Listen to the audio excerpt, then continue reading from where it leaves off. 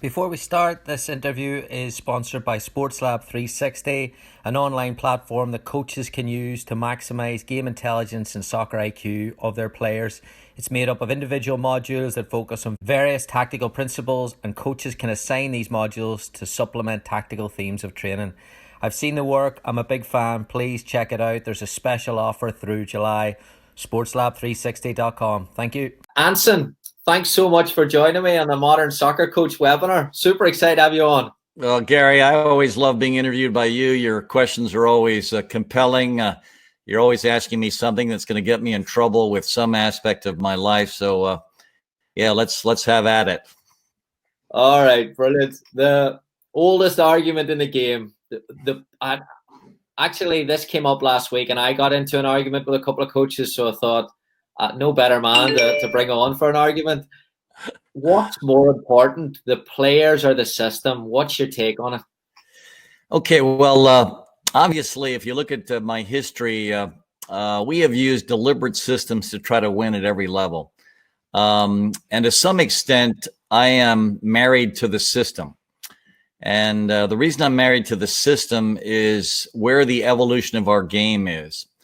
And what's really interesting is back in the days when I guess everyone felt the game should be played in one kind of way, to play a 4-4-2. And this is back in the mid 80s. You play a 4-4-2. It's almost like the way we fought in the Revolutionary War. The British would line up in a line, and we would line up in a line. And first they would shoot, and then we would shoot, and we would be honorable. We wouldn't try to duck and hide. And it was almost like back in the old days, everyone had to play a 4-4-2. You couldn't really pick up anyone until the line of confrontation, which back in those days was halfway between your opponent's 18 and the tangent of your center circle, which meant it was honorable because you allowed the other coach to play the ball around in the back like he's, some sort of possessional genius. And then they would probe into midfield. And then, of course, it was game on once the ball was, probed into midfield. Then you got to tackle someone, et cetera, et cetera, et cetera. And I'm looking at this thing. No, that's not the way we're going to play. We're going to do something different. We're not going to go with the traditions of Europe. We're going to do something different. We're going to reach out, grab the game by the throat, and squeeze the frigging air out of it. So we're going to press for 90 minutes. We're not going to let the other team breathe. We're not going to let them play the ball around the back. And we're also not going to have an opportunity to play the ball around the back ourselves. Why? Because we're going to, and this is originally my system back in the mid 80s, we're going to mark man-to-man with two because all the other teams are in a 4-4-2. So we never had to make any adjustments. So we knew they'd come out with a two front. We're going to match up our unique defender with this unique attacker. So if we had a really fast marking back and a really tall marking back, we'd have our tall marking back mark the other team's tall striker. And if their other striker was really fast, we'd have our faster marking back on that player. So we would dictate the matchup, and then we would play with more or less of a deep sweeper. And then we'd play with four across midfield in a diamond, and then three up top. And the whole idea in playing this system back in the mid 80s was it was a system I thought was best designed to beat the 4-4-2. So what we did originally is we selected a system. Then, of course, the system evolved because the game started to evolve. And then what we did with our system, because obviously in the collegiate game, we could substitute. So then what we started to do is we ended up eventually playing a semi-flat back 1-3-4-3. Which was a system we designed where we would double at every opportunity. So the moral imperative of the left wing, if the ball was played past the left wing, the moral imperative of that left wing was to double back against the left midfielder. If the ball was played past the left midfielder, now they would double back against the left back in a semi-flat back 1-3-4-3. So basically, back in those days, my philosophy was to play a system I would personally hate to play against. And so the systems I hated to play against as a player, and I still do, even at the age of 70, is I hate someone up my ass for 90 minutes. And so I wanted to play a system where basically we were, pressurizing them for 90 minutes. But also we wanted to play a system of doubling. And this also fell into my lap because of the traditional, I guess, philosophy of not substituting.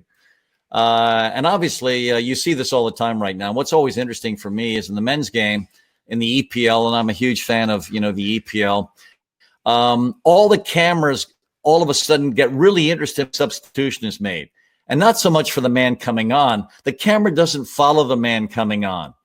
The cameras follow the man coming off. And they watch him come off. They watch him ignore the coach that's trying to congratulate him on the 70 minutes he played. And then, of course, one camera's looking at the player's face as he's mad as hell that he's been subbed out. And then all of a sudden, the camera continues to follow him even while the game is going on. Why? Because what the camera wants to catch is it wants to catch him kicking, a bucket into the stands because he's so pissed. Then you want to watch him sit down next to, one of his friends, and they sort of share a harumph together about the fact, can you believe I was subbed out? Well, that's my last, I am never playing here again. It's off to Real Madrid or whatever. And so this is the drama. Of course, this is English media anyway. I mean, they can't wait to blow someone up. They can't wait to find a controversy. They can't wait to spark a controversy. They can't wait to ask that guy after the game why he kicked that bottle into that old woman's face that was sitting in the front row. And anyway, and why is this all of a sudden so dramatic? Because, of course, the soccer snobs and certainly the arrogant players genuinely feel like, if you start me, you've got to play me 90 minutes. And, of course, I've never believed in any of that garbage. And obviously, I've been criticized my entire coaching career because I believe in substitution, God forbid. I mean, I'm a collegiate coach. I recruit, a roster of 30 players. 4 of them are goalkeepers, 26 of them are field players. I've recruited these 26 kids. My moral imperative, honestly, is to get every kid on the field if I can. Why? Because you know what? This is college.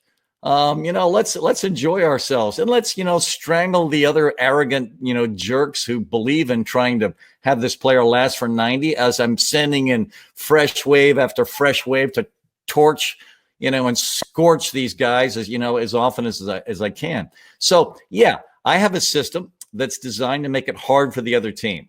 My system, obviously, at a collegiate level is based on the fact that I am going to play multiple players. And the demarcation line for me on substitution is when the superior player fatigued is not as good as the inferior player fresh.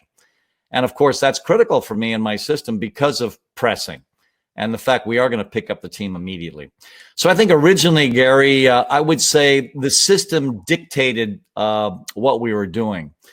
Now, the trouble with the semi-flatback 1-3-4-3 is you have to have track stars at left and right midfield, because basically your left midfielder in a semi-flatback 1-3-4-3 is your left back, left midfielder, left wing. And if this player is not just a great soccer player, but not a track star, you're basically in trouble. So oftentimes we've had to switch out of that. And then sometimes for my reserve system, we might have to go to a 4-3-3 just because the reserves are going to be more vulnerable. They're not as effective at pressing as your starting unit, clearly. They're not as good, at developing the ball, clearly. And so then we can have a haven of 4 in the back once the reserves sub in. And so then we learn to play multiple systems based on basically our personnel. So we have sort of a hybrid to answer that question. We have a sort of a system of choice, and then we have hybrid systems underneath them. And the hybrid systems as well were developed based on if we are winning with 15 minutes to go.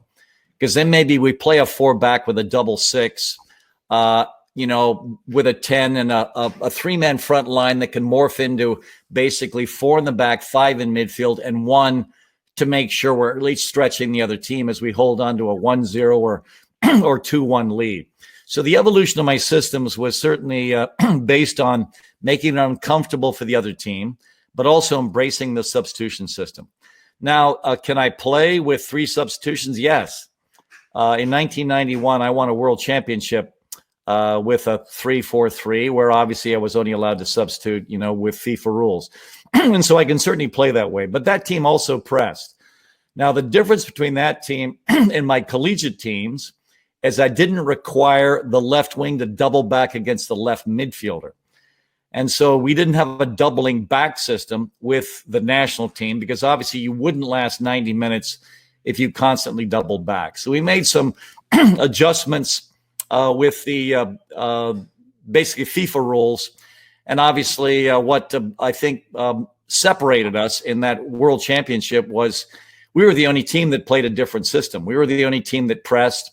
And one of my probably the most glorious compliment I've ever received in my life was the insult from Giro Bizanz, who was the German national team coach, who was responsible for training all the coaches in the Bundesliga.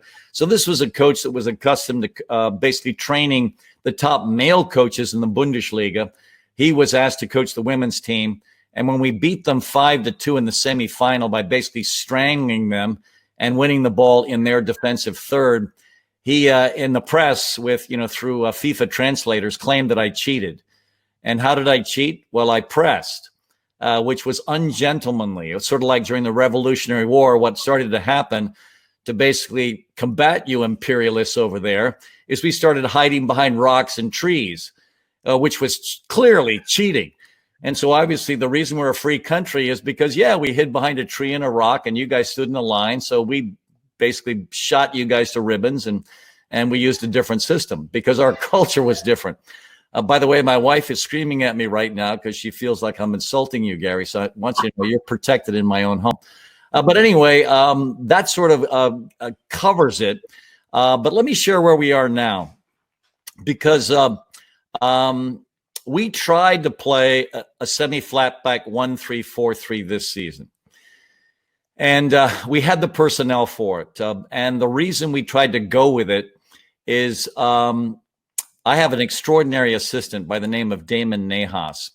And he's involved in the national systems, and he's either assisting youth national team coaches or he's brought in to assist the U23 coach. And last summer, he was brought in with one of my friends who's married to Lindsay Tarpley, one of my former players. And so he and I are close, and he brings a Damon in to assist him with the U23 team, who's playing out in Portland against the NWSL teams. So he's got his U23 team in there, which are basically made up of some NWSL players, but mostly college kids. And they're out there playing against the NWSL.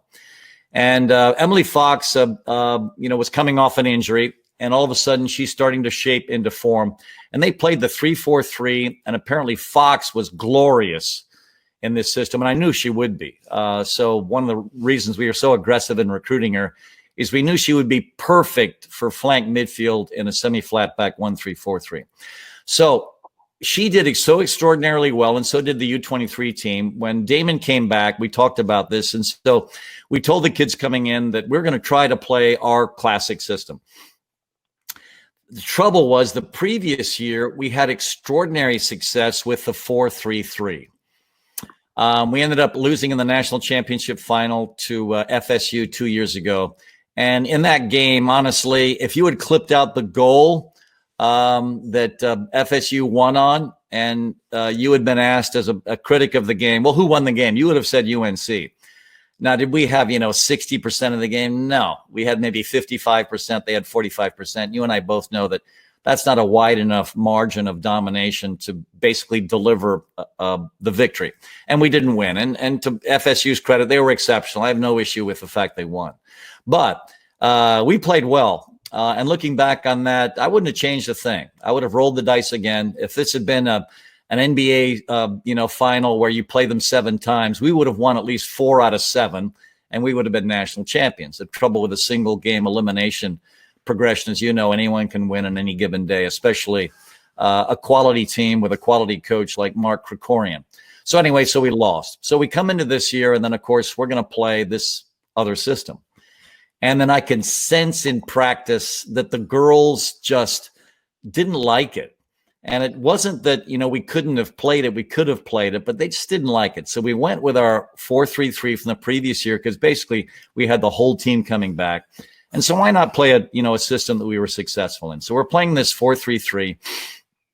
And you know what? It's not really working. We're clunking along, and we're not doing badly. We had a good team, and we were ranked high and that sort of thing. But I can tell when we're clunking along. And all of a sudden, we're playing against Pitt, who's coached by a wonderful coach, a former national championship rival of mine from Notre Dame, who's now coaching Pitt, named Randy Waldrum. He's doing a really good job with his team. And we're down 1-0 at the half against Pitt at Pitt. And so Damon Nahas on a napkin is looking at us in the first half and says, Anson, let's look at this. And he rolls out a 3-5-2.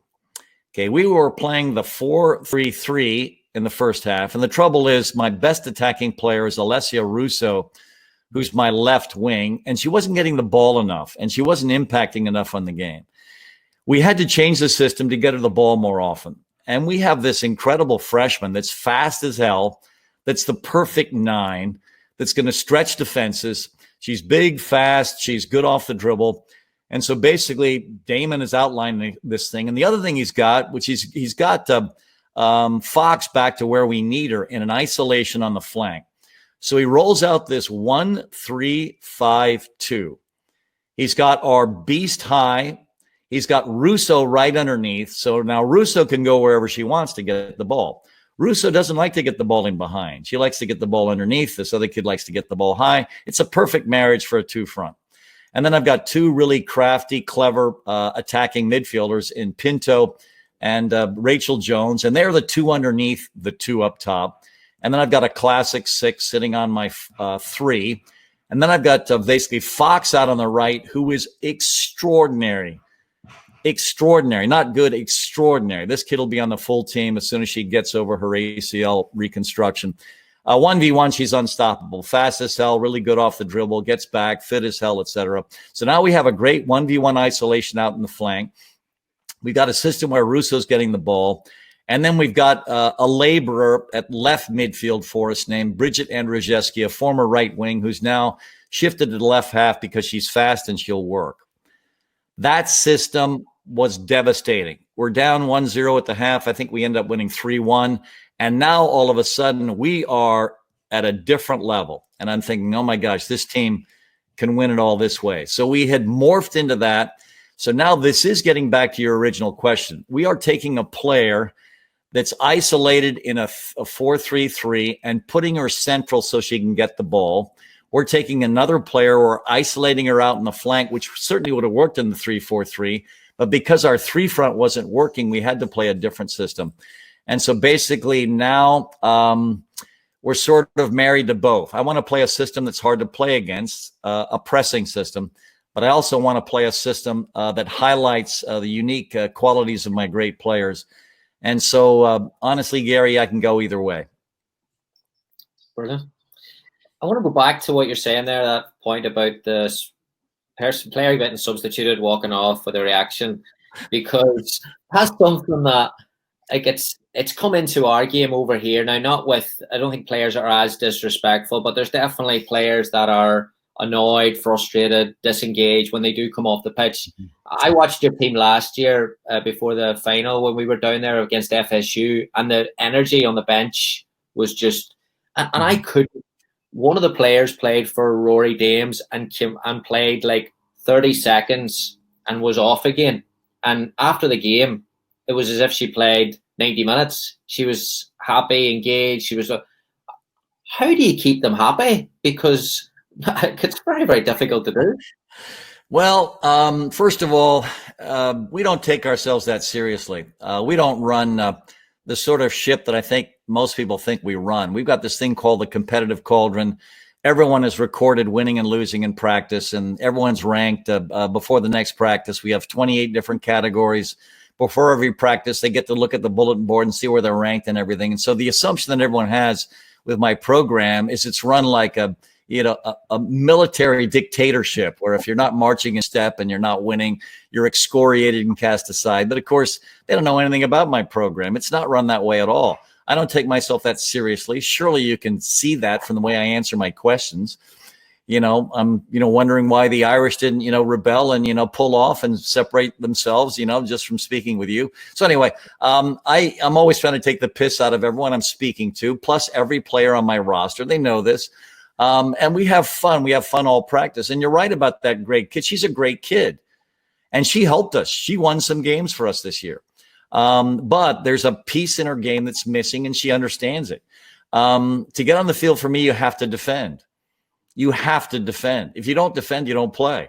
And if all of a sudden you're out there and 30 seconds in, you're not defending, you're off. You're off in the first minute. And everyone understands this. If you're going to play at the University of North Carolina, you have to defend. And the thing about defending, it's not a talent, it's a decision. And so I love that kid. And she knows I do.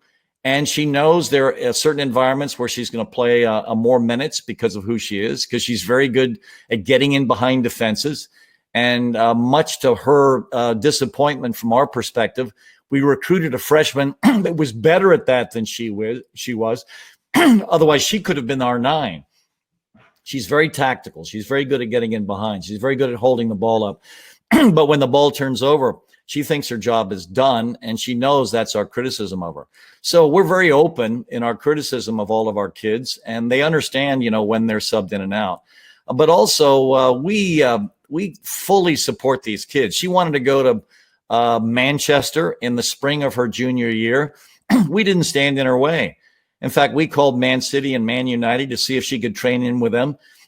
And she knows we would make, phone calls for her to help her anytime she wants us to. She stays engaged with us. And we treated her well because for me, it's a human development thing within our program. And the other thing most people don't appreciate is soccer is our third priority. Our first priority is character development. So we are discussing, what happens when a player leaves the field. We are discussing this as a team. And actually, we talk about one of our great role models for this was Jessica McDonald.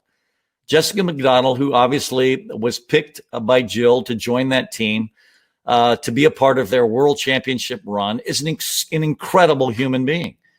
And the stories we tell about her, and we have stories about everything. And so this is our story about subbing a kid out.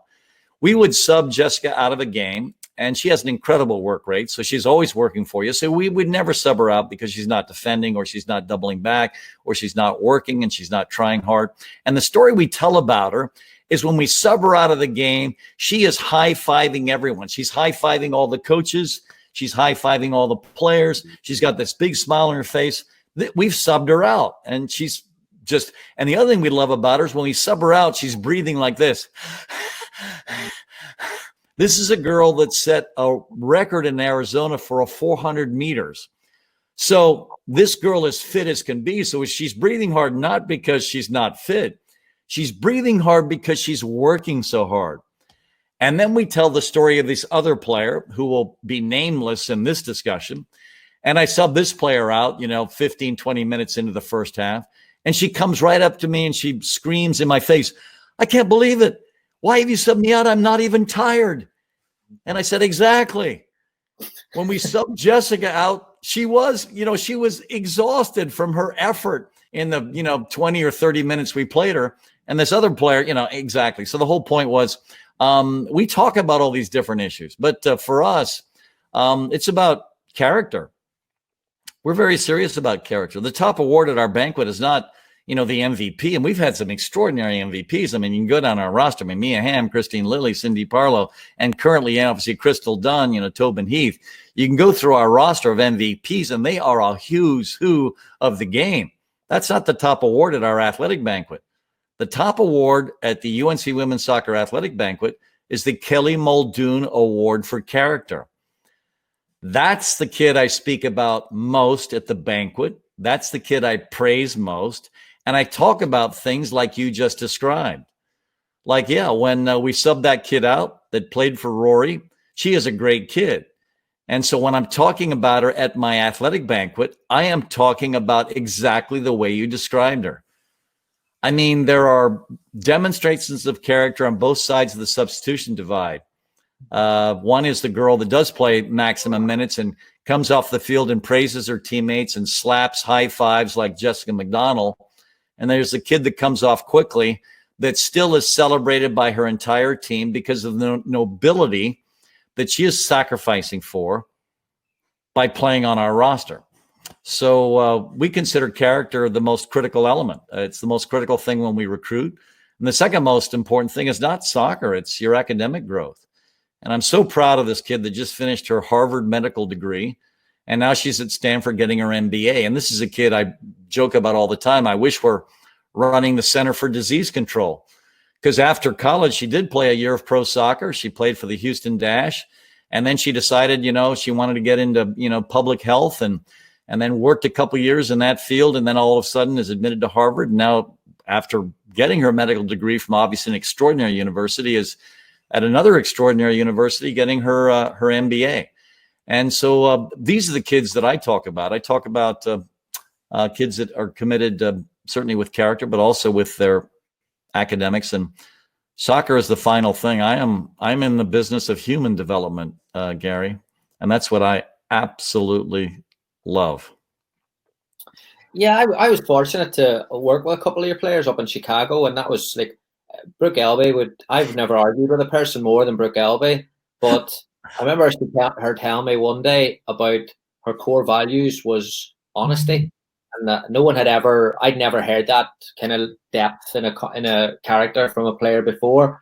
So when I can reverse engineer it and put my college coaching hat on, what secret do you do in finding that in the recruiting? Is there anything that you're digging for in questions, or you're looking at the family setup, or how do you find it? Honestly, I'd love to pretend I find it, but I don't. I luck into it. And let me tell you something about Brooke. Brooke is a frigging warrior. The thing I love about Brooke is, she trapped the ball further than I could kick it. So her technical platform obviously was lacking. But oh my gosh, she pressed her heart up against the four sides of the field. I mean, she would rather die than let anyone go by her. And, through the course of her 4 years, she tore her ACL for us. Her recklessness was legendary. And our 2012 national championship, we lay at the feet of Brooke Elby, because basically we had a corner kick against BYU in Provo, and we weren't a number 1 seed. We were a deep number 2 seed. In fact, we may have been, number 7, obviously a number 3, number 2 seed. So we were really deep in the number 2 seeds. And so we had to travel out to Provo in the quarterfinals in order to advance to the Final Four. And we have a corner kick. So we're taking the corner, and all of a sudden BYU clears it out. Elby is up there with the corner kick. And all of a sudden, this magic player for BYU is on a full run. She beats the entire team on this counterattack. Brooke is 80 yards away at the beginning of her sprint, and she is sprinting back.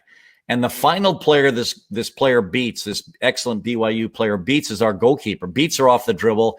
And now she's shooting it into an open goal, except Elby is on a full sprint back. And she's now behind our goalkeeper and clears it off the line. And then we win in gold and gold. And that year we played Penn State in the semis. I think we beat them 4-1. No, we played Stanford in the semis, beat them 1-0 on a golden goal. Stanford was extraordinary. They were undefeated and untied. They were a number one seed. We take them out in the semis. Then we beat Penn State in the final 4-1. Brooke Elby was the key that year because the kid's heart is just absolutely huge. But she's also exceptionally bright. I'm sure you could see that from debating her. But they were all into all of these core values. And when I have a player conference with a player, I am brutally honest. And I think they appreciate that. Now, during the conference, they don't, because sometimes these are very tearful player conferences.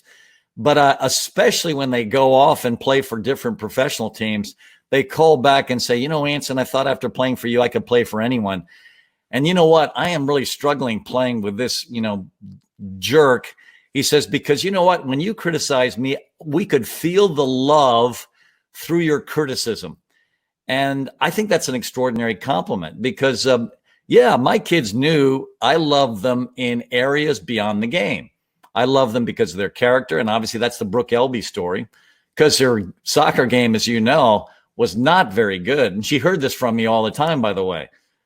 She's heard that cliche, God, Brooke, you trap a ball, further than I can kick it. She's heard that from me. So she's heard that, she has no technique. She's heard all these things, but she also knows that I played her because her heart was huge. But also I just love being with her. And let me tell you something about Brooke and her family. Every single year, we got an enormous check from the Elbys, enormous check, not like a couple $100. No, this is in the 5 figures on a regular basis from the LBs because they love the way we were raising their daughter, because we basically held her accountable. And they appreciated that. They knew that, she had to memorize these core values, and they knew that, that she was twisting and turning because she is a wonderfully rebellious spirit, but she also knew we cared about her. So for me, this thing that obviously we don't talk about very much because it's not very sexy. So it's not really something we can use in recruiting. But when the kids get here, they realize that this is important. And we value it, and they know we value it. And if you walk off the field in a huff, holy cow, are you addressed at halftime? You are dressed in front of the whole team at halftime, and we're not hiding it from you and the team. We are talking about it, and we are not going to tolerate it ever again.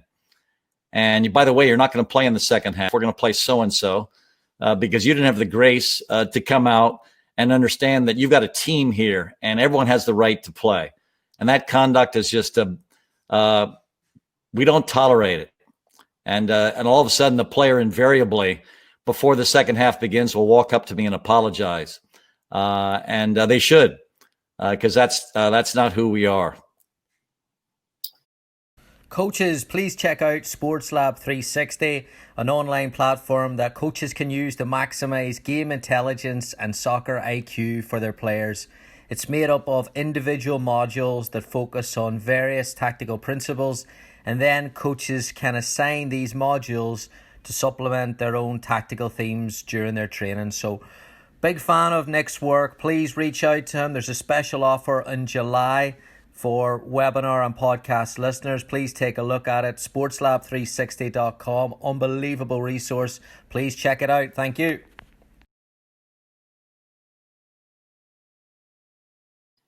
On that, well, that was one of my favorite questions I was going to ask you was, let's just say I break the bank and get you the next Chelsea manager, and all of a sudden transfer you to London, and the Kepa thing happens when you're in that environment of,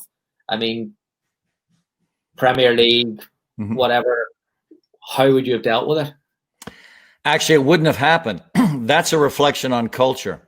And here's what's really interesting. If you study culture, or obviously if you're engaged in trying to develop it, your culture dictates whether or not that's going to happen.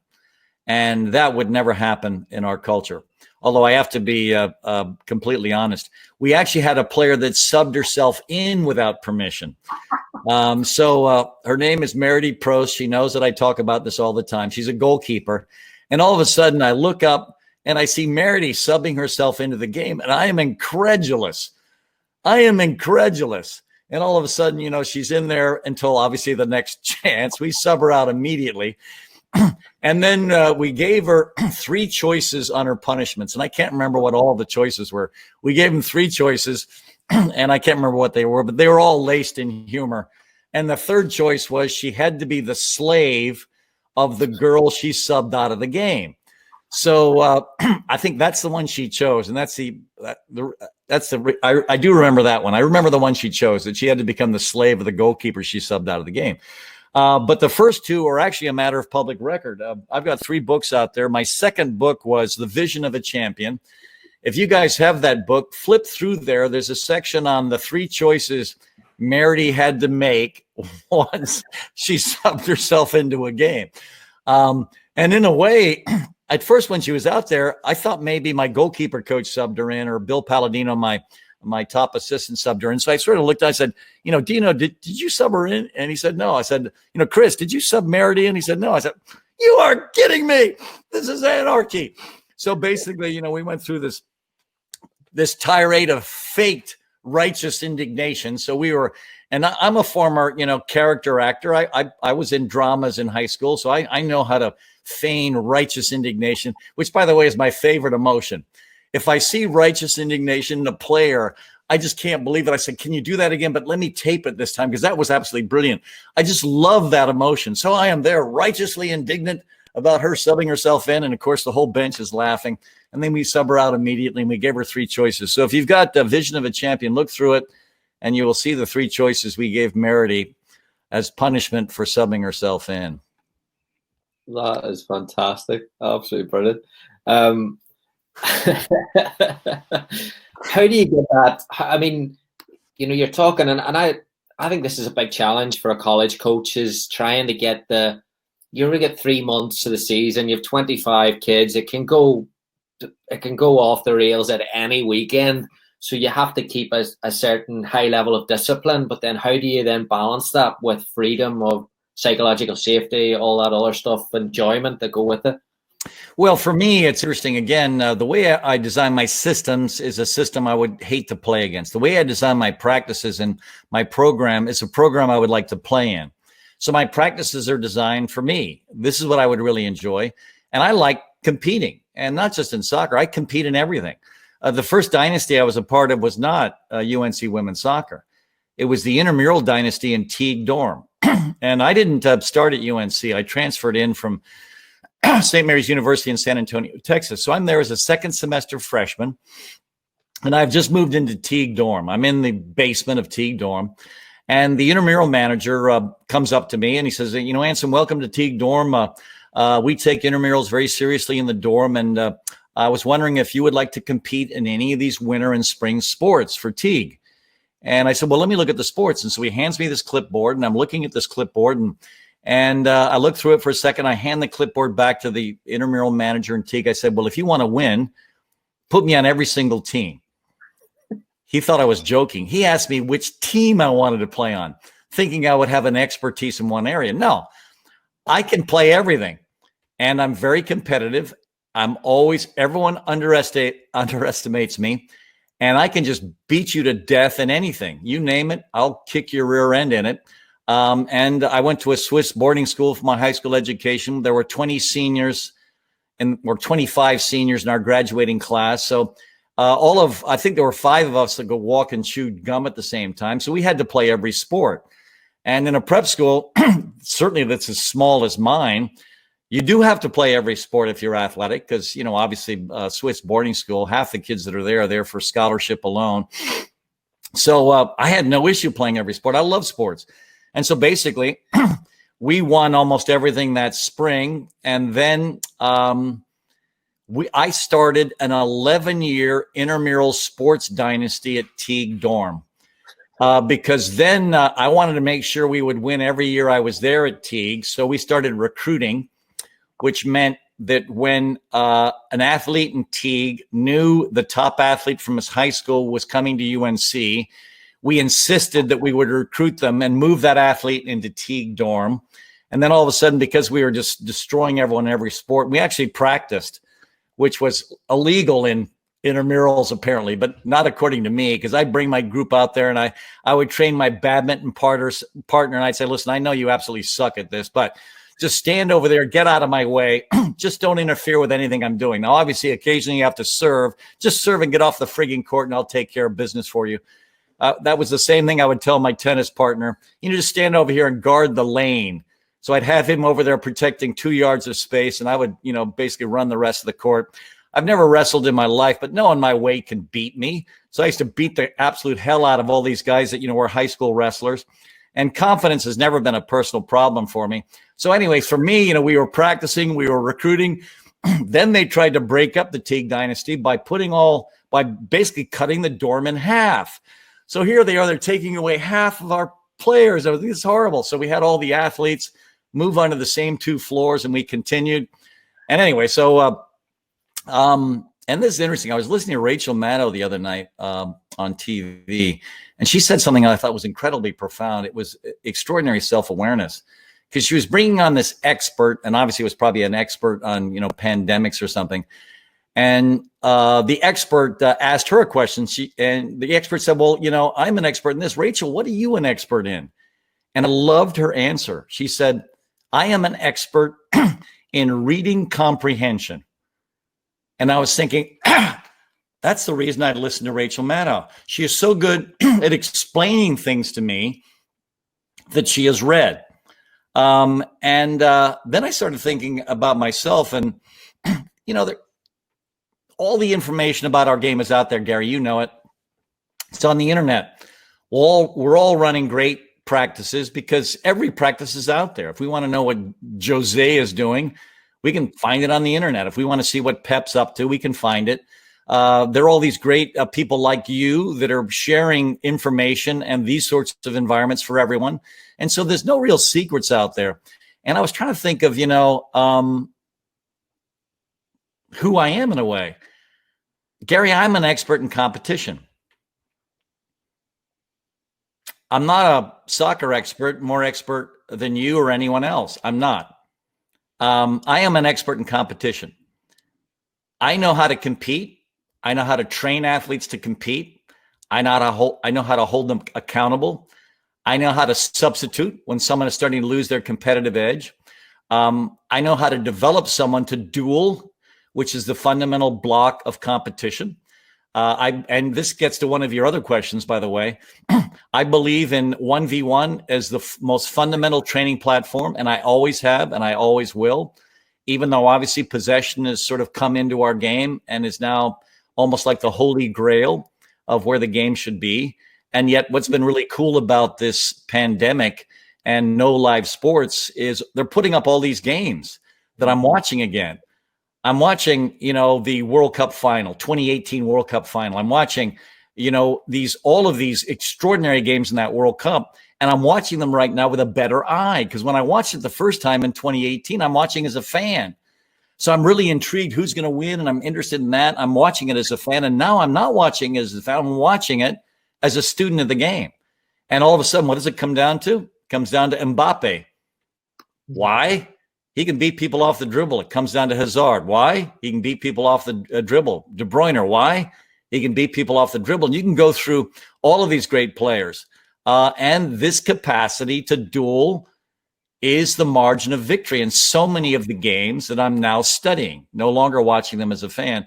So for me, that's my fundamental training philosophy. So here's what my kids know. They know that every single week of practice, we are having 1v1 competitions.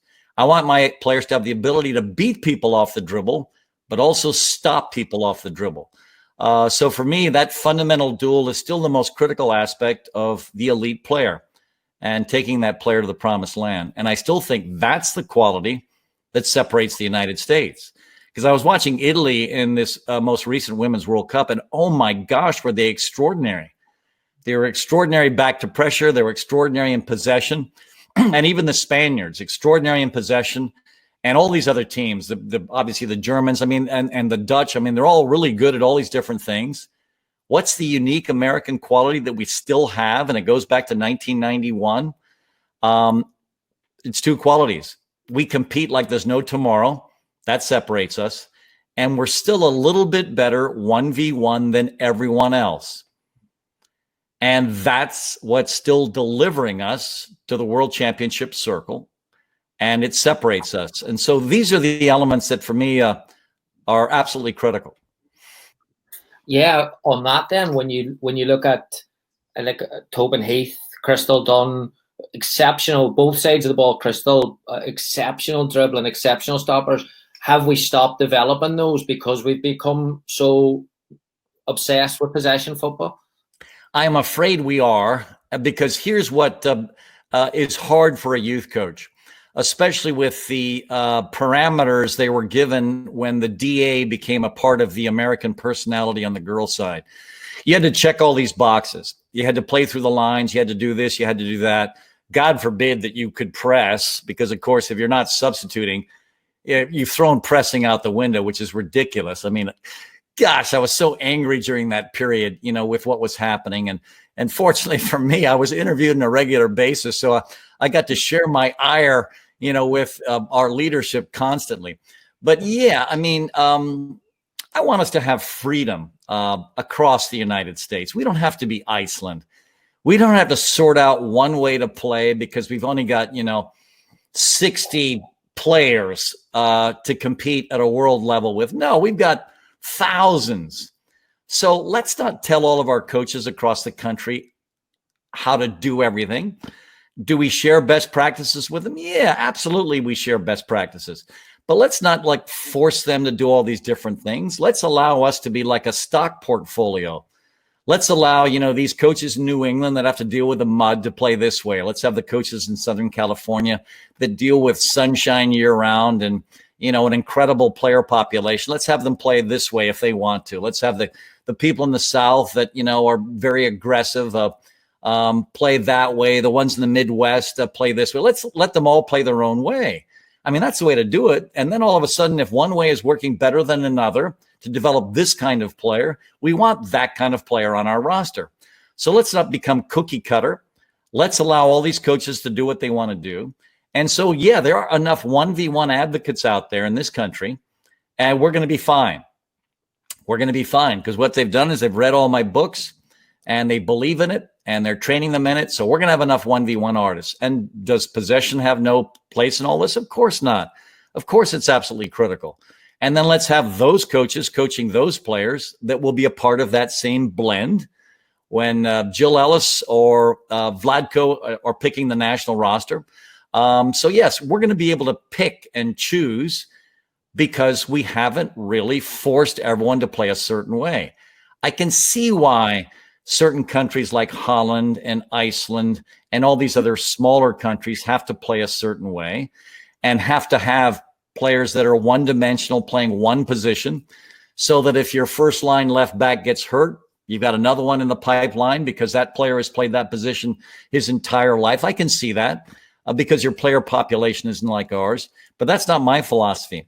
I want my kids to be able to play in every line. And why can they? Why can you take a Crystal Dunn, who in my opinion is best at the 10 or a false 9? Why can you put her at left back? Because in my system, she had to defend. And why can you take a Tobin Heath, who's more of a central midfield player, and throw her up there at right wing? Because she's been trained to basically beat people off the dribble, but also defend people off the dribble. And so we believe in versatility, and I preach this all the time. If you end up on a team and the best player is the 9 and you're not able to move, you're on the bench. You have to be able to move. So when you join a team in the NWSL or the full national team, and we talk about the full national team all the time, and we target players in the full national team. It's a part of my player conference with an elite player. We talk about, all right, who's the weakest player starting for the United States right now? Well, it's so-and-so. I agree. What are we going to do to go after her? Where are you better than she is? We talk about that. Where is she better than you are? We got to correct that. And then we go after the hole on the national team. We go after the number 11 player on the national team. And it doesn't matter if it's the left back or the right wing or the center half. If you're an elite player, you should be able to play all 3 spots. Because I'll tell you, Tobin can. Because here's what's interesting about Tobin while she was growing up with the national team. If they wanted to sub a player out in the back and wanted to sub a player into midfield, what would they do? They'd throw Tobin back there into the back. Was she comfortable back there? Yes, she was. Yes, she was. Crystal Dunn, same thing. And so, yeah, all of my philosophies are, versatility, the dueler, being able to play 1v1, pressing, being fit as can be, competing like hell, all these different elements. And there are other coaches out there that are better at other things than I am. So I think the United States is going to be fine. And we should always share best practices, but let's not make ourselves cookie cutter. Let's look at ourselves as a stock portfolio because we're big enough. Our populations are big enough. And then, let's conquer the world and both genders by setting everyone free. Brilliant. Last couple for you and moving that there similarly along to coach education. Like, I mean, you've experienced the game and been around and influenced and impacted so many coaches. Do you think coaches are starting to become cookie cutter in their personalities and the way they're working? No, I think most of us have things we're good at. And I think what we have to do, and I am the benefit of this. I brought in a brilliant assistant. This Damon Nahas guy is just extraordinary. And he is so good in certain areas where I'm not. We call it a fusion. The fusion of my expertise, which is competition, and his, which is basically everything else, is an incredible fusion. And right now, I'm getting older, so he's running most of the parts of most sessions. And I have no issue with it because his ideas are absolutely brilliant. And we just make sure that there's a dollop of, competitive cauldron in all the stuff he's doing. And not that he's not competitive. He's very competitive. But his ideas are also absolutely outstanding. And what I love about the way our office is set up, if you came to my office, and they built me this beautiful stadium, Gary, Damon and I face each other. He is in a glass office, 10 yards away from me. His desk is facing mine. I'm facing his. And we have this door between us that's open the whole time. And all we do the whole day is talk to each other. And what he and I are very excited by on a daily basis is player development. And we talk about our kids all the time. We talk about ideas to help them get to their potential all the time. And for me, there's this extraordinary dialogue. Because when this guy graduated from NC State, he started his own player development academy. So every single day he's been waking up, working with, 6, 7, 8, 9, 10, 11, 12, 13 through 18 girls and boys in his player development academy. He has developed an extraordinary expertise in trapping, passing, shooting, dribbling, and heading, but also all the fundamental tactical aspects, which is why U.S. Soccer hired him to coach their U15 team. And then obviously, even when Sermani was the national coach, Sermani brought Damon up to help him with the full national team. So he's just got an incredible expertise. And so I'm also certainly learning from him. So I think the way we've got to do it as coaches, and I learned this a long time ago when I was doing a leadership study with Gallup. Gallup tells us that none of us are going to be experts in everything in our profession. So what we have to do is we have to surround ourselves with people that are strong where we're weak. And Damon is the perfect marriage of that. And back in the old days, Bill Palladino was for me as well, because basically I'm a shark with blood in the water and he's this warm teddy bear. And honestly, if it was just me running the program without Dino, maybe half the girls would have, jumped off a bridge. But because Dino was so loving and caring, and obviously filled with humor, that was a great balance. And now with Damon coming in, he's also really good in so many areas. And then we've also brought in Heather O'Reilly. And here's what's interesting for us. Heather can talk to these kids. Whenever we let her speak at halftime or during practice, I am listening to what she's saying, and she goes right to the heart of the issue of the player because she just jumped off the field. She was a part of that team that just won the NWSL, obviously because of a tragic injury to Merritt Mathias. All of a sudden, Heather, at the end of that season, was starting for the Courage at right back. And obviously, I really feel for Merritt. But what an opportunity for Heather in her last year to start for a championship team. So when she speaks to a player, she is bringing in this intimate personal knowledge of this issue because she was there 6 months ago. I mean, so her coaching voice is extraordinary for us. And so I think what's critical for all of us in the coaching profession is to embrace a couple things. First of all, never develop an arrogance to feel you know everything about the game. And never be married to one thing in particular. Doesn't mean you can't have some ideas, certainly, but never be married, because basically the evolution of our game is the evolution of someone having a different idea that's changing the game. And that's why our game is continuing to improve. So even though, the great players of the past are probably as good as the great players that we have currently, the modern teams will go back and beat the older teams. Why? Because we are more sophisticated. We play with a better compaction. We play with a better possessional idea. We play through the lines better. We do so many things better. But I am asked this all the time. I mean, would Michelle Akers still play today? Are you frigging kidding me? Of course she would. Would Mia Hamm still be are you? Yes. Of course. Cindy Parlow, Christine. Yes.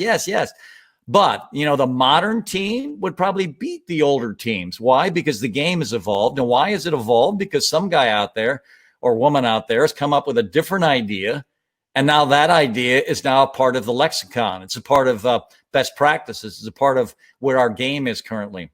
And so let's never develop an arrogance to feel that our myopic view of the world is the view. I am an expert in reading comprehension. Let me tell you about that statement. That allows her to explain everything to me because everything is written down.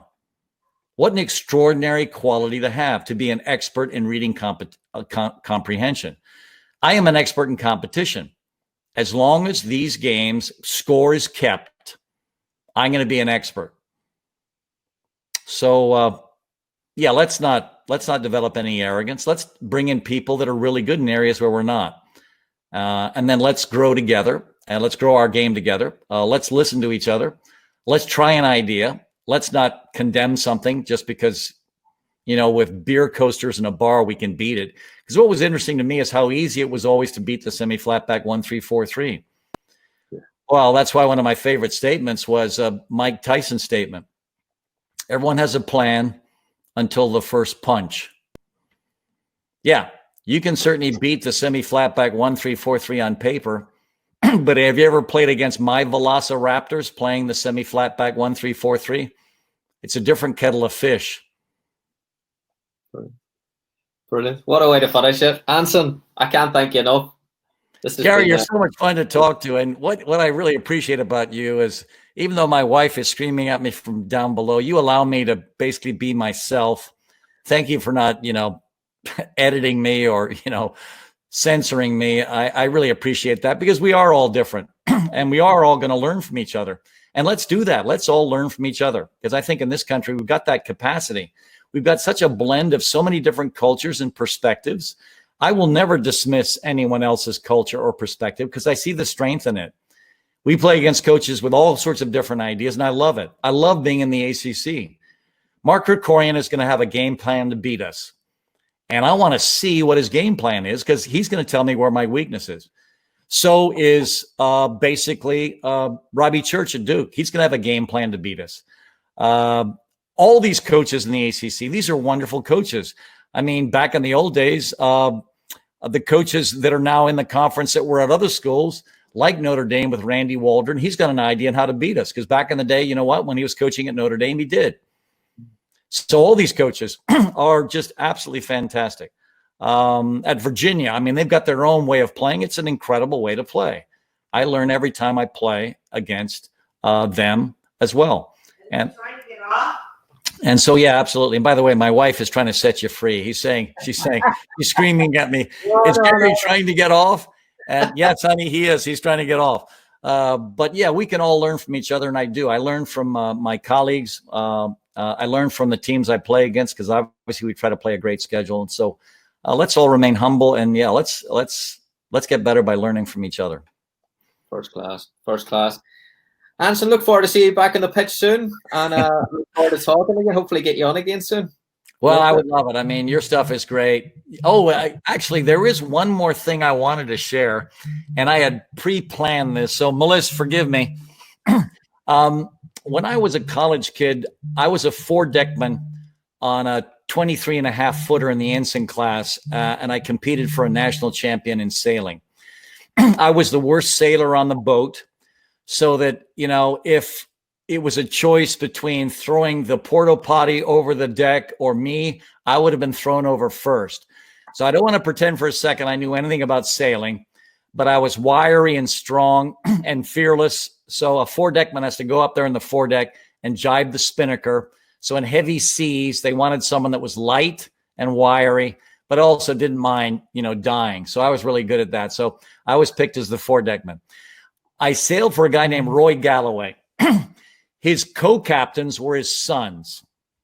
While I was sailing for him, I learned a lot. The first thing I learned is, if I end up sailing, never sail with my sons, because all they did the entire race was criticize his decisions. So that was the first thing I learned. I am never going to sail with my sons. And here's what's interesting about a sailboat race. The way a sailboat race works is, if you are behind another boat, you are not going to pass the boat with boat speed. You're going to have to tack. So the great sailors are the ones that can organize their tack, their angle of attacking the buoy, the buoy they're trying to get around, with a certain number of angles to get there, which is the best way to beat the boat in front of you, rather than by thinking your boat speed was going to go by the boat in front of you. That's a perfect analogy for us in football. What I haven't liked about the way the Dutch influences have tried to get us to conquer the world, they have taken the stuff that they are best at, and they're trying to get us to be better at that than they are. There is no way. We're not going to outcoach the Dutch coaches or the Spanish coaches or the Italian coaches or the English coaches in their cultural football. We have to tack. And so the information that we've been given by a lot of these outside sources is to take their culture and beat them at their own culture. And I want everyone to believe this is utterly impossible. And I learned this in sailboat racing. If we're behind a boat in front of us, it's not going to be, okay, we're going to get these winches down faster. We're going to put up the spinnaker faster. We're going to do all these things faster. In other words, technically, we're going to get better boat speed than these other captains that have been sailing as long as we have. And that's the way we're going to beat them, with boat speed. And all these guys are, millionaires. They've all bought expensive boats, as if we're going to beat them with boat speed. No, we're going to have to beat them by tacking. So what I want us to understand in our own culture is we have our own culture. So let's figure out within the parameters of our culture how we're going to beat the world. Because right now, we're not going to beat them by adopting their cultural norms to beat them at their game. That's their game. Let's find what's within our cultural norms. And obviously what I believe that's within the American personality. Let's go back to the Old West. I think we're gunslingers. I think we're duelers. I think we're cowboys. And I think we like to go after people basically by outdrawing them in the one-on-one duel. I think that's American. So I think what we have to find is what matches us. We're competitive. So yeah, let's press. So let's find all the unique aspects in the American personality and bring that to bear, because that's what I've been doing my whole life. And I haven't left it. And even though, yes, we played in the final this year, we shifted from a 1-3-5-2 to a 1-4-3-1-2. Why? Because Stanford was unbelievable. That's the best Stanford team I've ever seen in my life. And we managed to tie them 0-0. Now, were they better than we were? Yeah, they were miles better. But I think what we have to do is to find something within our own culture and our own personality. So let's tack. Let's do something different. Let's not assume that we can follow a Dutch platform and then beat the Dutch. So there we go. My wife is now trying to set you free, Gary. So there you go. Love it. Love it. Anson, thank you so much. We'll hopefully talk again soon. I hope so, Gary. Thank you, sir. Take care. Thanks, everyone. Take care.